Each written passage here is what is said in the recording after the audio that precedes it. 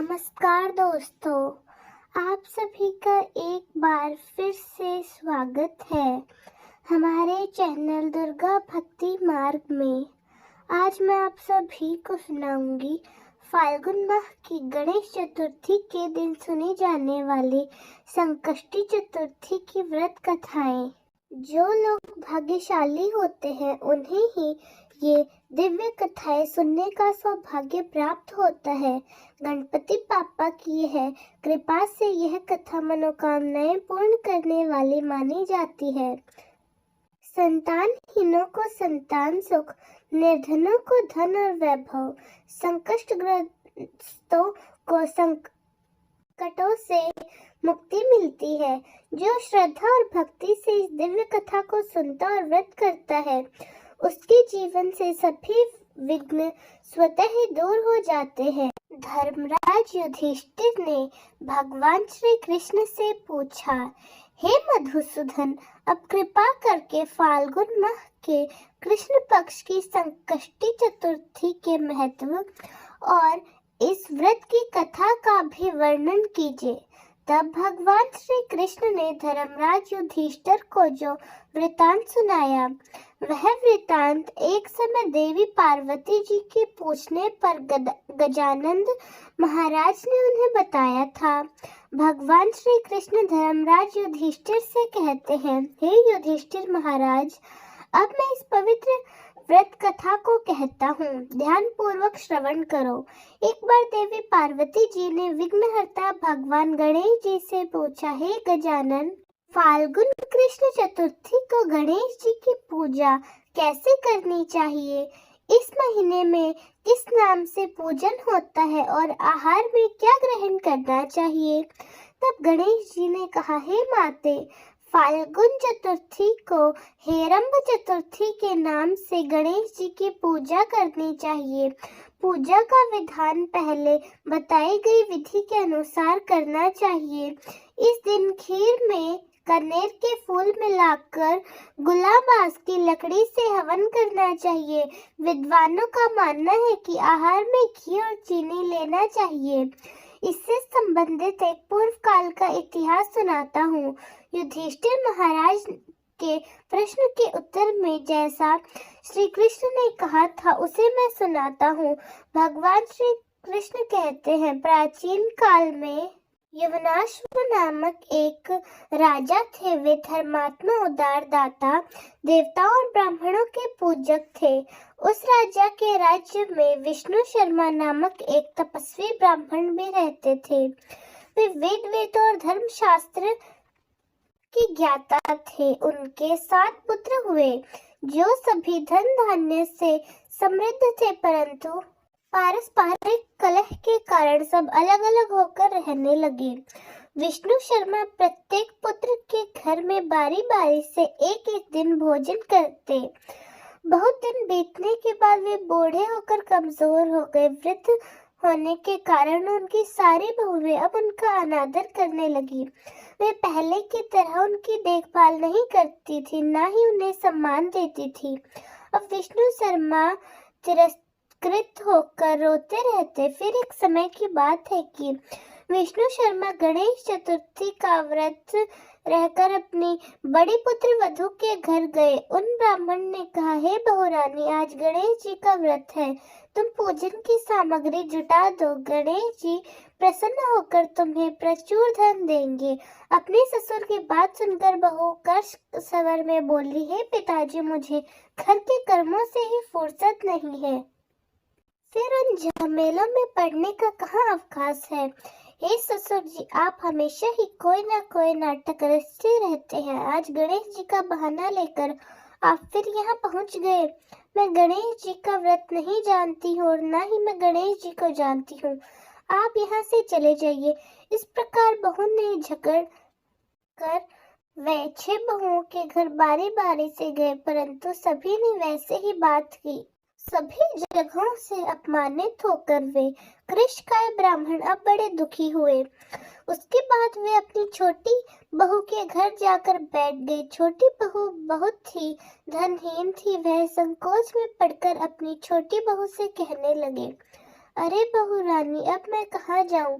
6 बहुओं ने तो मुझे फटकार दिया। तुम तो यहाँ तो व्रत सामग्री एकत्रित करने का तुम्हारे यहाँ कोई साधन दिख ही नहीं रहा। मैं तो खुद ही बहुत वृद्ध हूँ। हे कल्याणी बहू, मैं बार बार सोचता हूँ कि इस व्रत में सिद्धि मिलेगी और सभी कष्टों का अंत होगा। अपने ससुर की बात सुनकर छोटी बहू कहने लगी, पिताजी आप इतने दुखी क्यों हो रहे हैं? आप अपनी इच्छा के अनुसार व्रत कीजिए। मैं भी आपके साथ आज संकट नाशक व्रत करूंगी, इससे हमारे दुख दूर होंगे। ऐसा कहकर छोटी बहू घर के काम काज निपटाकर बाहर जाकर भिक्षा मांग लाई और अपने ससुर के लिए अलग अलग झाड़ू उसने बनाए। चंदन, फूल, धूप, दीप, फल, दीप, नैवेद्य और तांबू उसने सब अलग अलग करके ससुर के साथ गणेश जी का पूजन किया। पूजन के बाद उसने अपने ससुर को सम्मान पूर्वक भोजन कराया। भोजन के अभाव में स्वयं कुछ भी न खाकर वह निराहार रही। भगवान गणेश कहते हैं, हे देवी, अर्धरात्रि के बाद उसके ससुर विष्णु शर्मा को दस्त होने लगे, जिससे उनके दोनों पैरों में छींटे पकड़ गए। उसके ससुर के पैर धुलाकर शरीर पोंछा। अब वे दुख करने लगी कि मुझ हतभागन के कारण आपके शरीर की ऐसी दशा हुई है। पिताजी, रात को अब मैं कहाँ जाऊं? मुझे अब आप ही कोई उपाय बतलाइए। रात भर विलाप करते रहने के कारण अनजाने में उसका जागरण भी हो गया और फिर वह सुबह हुई। छोटी बहू ने सुबह उठकर क्या देखा कि उसके घर में हीरे मोती और मणियों का ढेर पड़ा हुआ है, जिससे उसका पूरा घर प्रकाशित हो रहा है। अब उसके ससुर के भी दस्त बंद हो चुके थे। आज आर्य में पढ़कर वह अपने ससुर से पूछने लगी कि पिताजी, यह क्या बात हो गई? यह संपत्ति किसकी है और इतने मोती मणि किसके हैं और ये हमारे घर में कहाँ से आ गए? पिताजी, क्या हम लोगों को कोई चोरी में फंसाने के उद्देश्य से घर में तो नहीं डाल गया? बहू की बात सुनकर ब्राह्मण कहने लगा, हे कल्याणी, यह सब तुम्हारी श्रद्धा का फल है। तुम्हारी भक्ति से गणेश जी तुम पर प्रसन्न हुए और इस व्रत के प्रभाव से ही गणेश जी ने तुम्हें इतनी सारी संपत्ति दी है। बहू कहने लगी, पिताजी आप तो धन्य हैं। आपकी कृपा से ही गणेश जी प्रसन्न हुए। मेरी दरिद्रता दूर हो गई, घर में अतुल संपत्ति आई और आपकी कृपा से मैं धन्य भी हो गई। इस प्रकार ससुर से वह बहू बार बार कहने लगी। अब तो छोटी बहू के घर में अपार संपत्ति देखकर बाकी सभी बहुओं के क्रोध की सीमा नहीं रही। उन्होंने कहा कि बूढ़े, अपने संपूर्ण सचित धन को अब तुमने छोटी बहू को दे डाला। आपस में परिवारजनों के कल को देखकर विष्णु शर्मा डर कर कहने लगे, इसमें तो मेरा कोई दोष नहीं, केवल इस व्रत के पुण्य के प्रभाव से ही गणेश जी ने प्रसन्न होकर छोटी बहू को यह सब कुछ दिया। गणेश भगवान ने कुबेर जैसी संपत्ति छोटी बहू को प्रदान की है। हे बहुओं, मैंने पहले तुम्हारे ही घर जाकर व्रत के अनुष्ठान का अनुरोध किया, परंतु तुम सभी ने मुझे दुत्कार दिया और छोटी बहू ने भिक्षा मांगकर पूजन सामग्री जुटाई। इसके करने से गणेश जी ने प्रसन्न होकर उसको संपत्ति प्रदान की है। भगवान गणेश जी आगे देवी पार्वती से कहते हैं, हे माते, उस ब्राह्मण के 6 पुत्र दरिद्र, रोगी और दुखी हो गए, केवल छोटी बहू ही इंद्र के समान भाग्यशाली बन गई।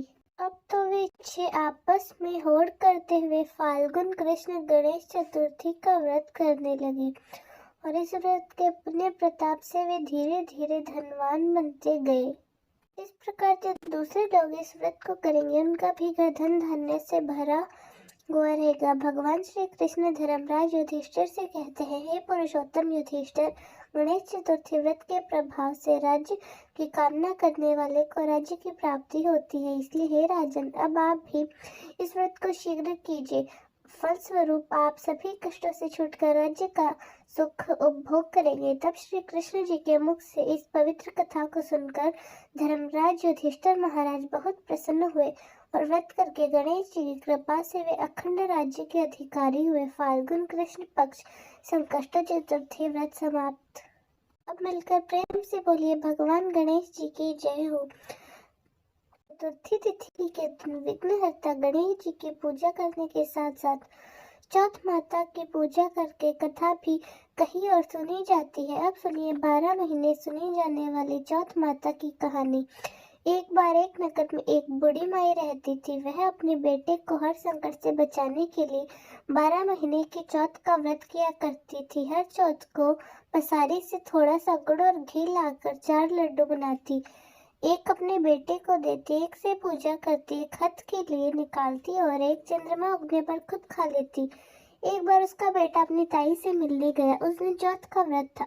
उसकी ताई ने भी व्रत रखा। उसने ताई से पूछा कि माँ भी यह व्रत करती है। तब ताई बोली, तेरी माँ तो तेरी कमाई से तरमा खाने के लिए 12 चौथ करती है, तो प्रदेश जाए तो वह यह व्रत नहीं करेगी। लड़के को लगा कि ताई सच कह रही है। घर आकर उसने अपनी माँ से कहा, माँ मैं प्रदेश जा रहा हूँ, यहाँ तो मेरी कमाई खाने पीने में उड़ा देती है। माँ ने उसे समझाकर रोकना चाहा पर बेटा नहीं माना। उसने साथ ले जाने के लिए चौथ माता के आंखें दिए और कहा, मुसीबत में यह आंखें तेरी सहायता करेंगी। तब वह बेटा आंखें लेकर रवाना हो गया। घूमते हुए एक दूसरे नगर में जा पहुंचा। उसने देखा एक बूढ़ी माई रोती जा रही थी और पुआ बनाती जा रही थी। उसने कारण पूछा तो बूढ़ी माई ने कहा, बेटा इस नगर की पहाड़ी पर एक दैत्य रहता है। पहले वह नगर में आकर कई लोगों को खाने के लिए मार देता था। अब राजा हर घर से एक आदमी उस दैत्य के पास भेजता है और आज मेरे बेटे की बारी है, इसलिए रो रही हूँ, उसी के लिए पुए भी बना रही हूँ। तब लड़का बोला, बूढ़ी माई तो पुए मुझे खिला दे, मैं तेरे बेटे की जगह चला जाऊंगा। तब बूढ़ी माई ने खीर पुए उसे खिला दिए। खा पीकर वह सो गया। रात को राजा के सैनिक आए तो बूढ़ी माँ ने उसे भेज दिया। दैत्य के सामने पहुंचने पर उसने चौथ माता की आंखें दैत्य की तरफ फेंक कर कहा, हे चौथ माता, अगर मेरी माँ मेरे सलामती के लिए सच्चे व्रत रखती थी तो दैत्य का सिर कट कर गिर जाए। यह कहते ही तुरंत दैत्य का सिर कट गया। लड़का वापस आ गया। अब राजा ने उसे उपहार देकर विदा कर दिया। चलते चलते वह एक दूसरे राजा के नगर में जा पहुंचा। इस राज्य में आवा तभी पकता था जब एक इंसान की बलि दी जाती थी। सिपाहियों ने उसे पकड़कर आवे में चुन दिया। लड़के ने आंखें आवा में डाल दी और कहा, हे चौथ माता, अगर मेरी माँ लिए व्रत करती है तो वह आवा मेरे लिए, मेरी बलि के लिए बिना ही झट से पक जाए। आवा तुरंत पक गया। आवे में मिट्टी की जगह सोने चांदी के बर्तन निकले। लड़का बोला, बर्तन धीरे धीरे निकालना, कहीं मुझे लग न जाए। राजा ने उसे निकलवाया और उससे पूछा कि इस आवे में से तुम कैसे बच गए। लड़के ने बताया, उसकी माँ चौथ माता का व्रत करती थी, व्रत के कारण ही वह बच पाया है। राजा को विश्वास नहीं हुआ। उसने एक चांदी की सुराही मंगवाई और कहा कि तुम इस सुराही की नली से निकल कर दिखाओ, तभी मुझे विश्वास होगा। लड़के ने चौथ माता को एक बार फिर से याद करके आंखें सुराही में डाले और कहने लगा, मैं भंवरा बन सुराही से निकलूं। राजा यह देखकर हैरान हो गया कि लड़का भंवरा बन तुरंत सुराही से निकल गया। अब तो राजा ने प्रसन्न होकर राजकुमारी का विवाह उसके साथ करवा दिया और सभी लोगों को चौथ माता का व्रत करने के लिए कहा। उधर लड़के को अब अपनी माँ की याद आई। उसने राजा के पास जाकर खुद के नगर जाने की इच्छा जाहिर की।